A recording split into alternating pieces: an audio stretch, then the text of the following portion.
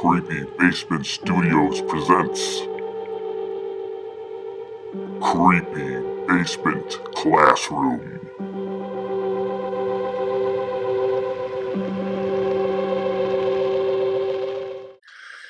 Welcome back, Basement Dwellers. So in this episode, we're going to be talking about heroes, villains, and anti-heroes. Part 1 is going to be about heroes, Part 2 is going to be about villains, and Part 3, you guessed it, that'll be about anti-heroes. So for today, we're going to start talking about heroes. One place I think I can go to find some very relatable examples of heroes is the comic book world. Now, I know that comic books and superheroes, I know it's not everybody's cup of tea. And if you're one of those people, don't worry, we're not going to bury you in nerddom. But we are going to be talking about some of the better known characters that really are household names, and it gives us a basis of something we can talk about and build ideas off of. I knew if I was going to do this properly, I was going to need some help. So I wanted to find some real serious nerds. So what I did is I built a box out of steel and wood paneling, and I propped it up on a stick, and inside I put, say, a pile of comic books and a Chromebook. And when a couple of nerds came by to take a look at the comics, I pulled the stick out and I captured them. Their names are Christina and Justin, and I will let them out of that box as soon as they finish up an interview about heroes, villains, and anti-heroes with me. And this interview will be part of all 3 parts of this episode. I want you to keep in mind during this first part about the work we did with backstories in last episode, how we showed how a backstory could add a lot of emotional content to a conflict. We're going to show how backstory can be used to shape a character in literature and writing in stories and even comic books. So let's see how our friends are doing in the box of steel and wood paneling via Zoom. All right, so what's up, Basement Dwellers? Got some special guests to chat with us about heroes, villains, and anti-heroes. Why don't I let you guys introduce yourselves? You tell my students who you are, what you do, what your social security number is, your credit card number, and don't forget the expiration date and the 3 numbers on the back, please. I'm Christina. I was a student of do you want me to call you Mr. C? Mike? What do I do now? You're long past graduation. You get to pick. If you have one you're most comfortable with, you can go with that. Anyway, I was a student of Mr. C's over here when I was in 10th grade, so it's been forever. But I'm a cake decorator. I work at Hot Topic. I'm a cosplayer. Do a bunch of fun stuff with my time. So aren't you guys award-winning cosplayers? Yeah. Trying to be a little humble. Yeah, but I got you guys in here to do a little bit of name drop, and it doesn't work if you guys are like, oh, we're all right. Yeah, we are technically locally famous. We get hired to do events and whatnot, so it's pretty great. And I'm Justin. I'm a award-winning cosplayer,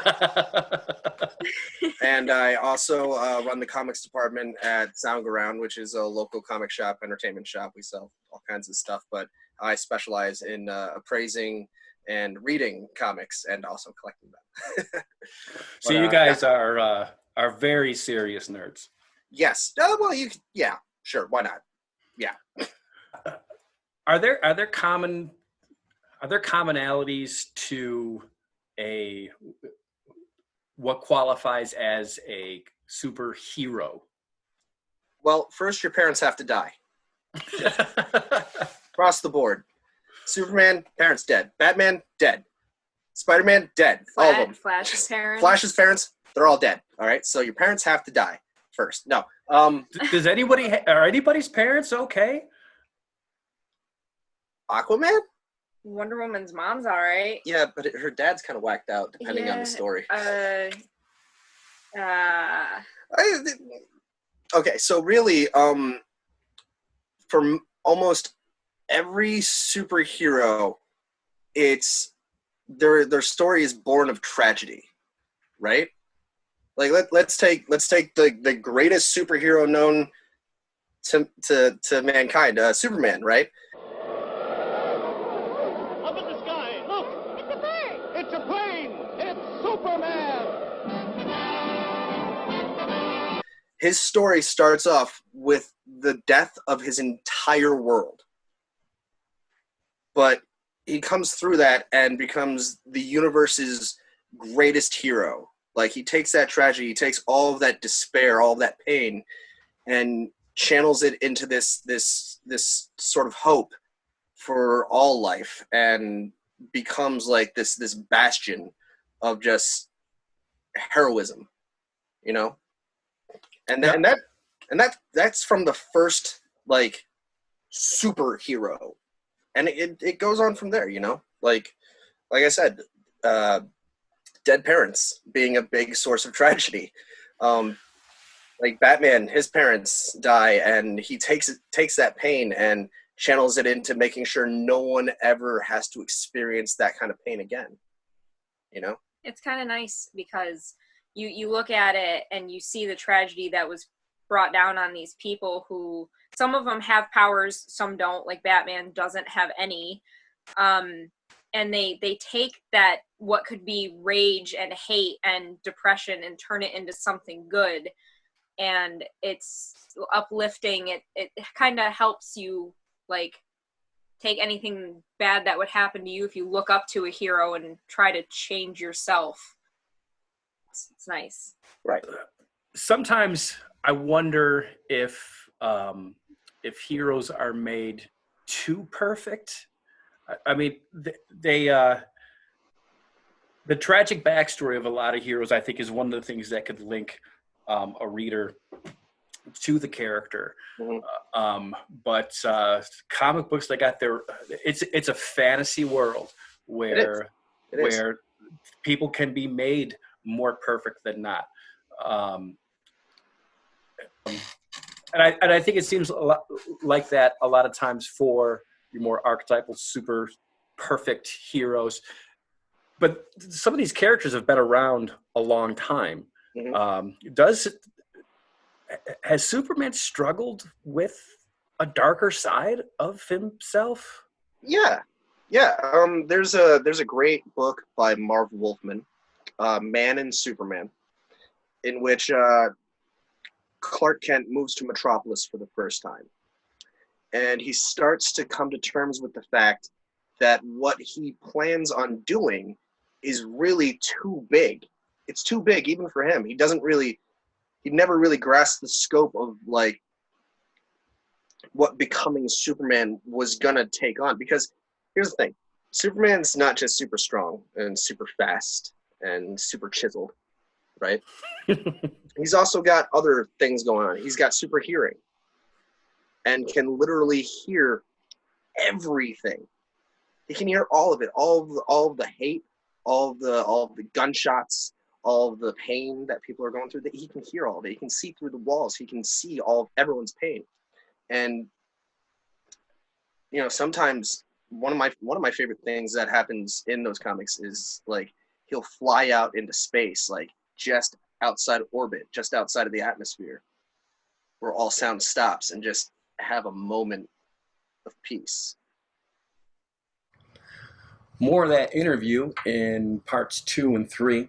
Let me leave you with something to do. All right, so we got your heads thinking about heroes and what makes a hero. Now I want you to give me a paragraph on the following. I want you to talk about the idea that a hero for some may be a villain to others.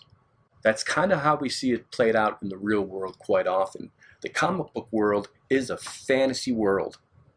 The rules can be different, but the reality of human nature makes things a little bit more complicated. That's a good choice of word, complicated. So with this assignment and the other 2 assignments later on, I don't need you to provide evidence with an article that I'm going to give you or one that you find. I just want to see your thoughts on paper.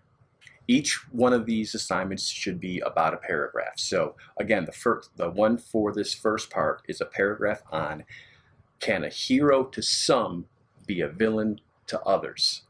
You should also know that if you're somewhere in a gray area in between yes and no, that's more than okay. That's how life is. But get your thoughts on paper, a paragraph's worth anyway.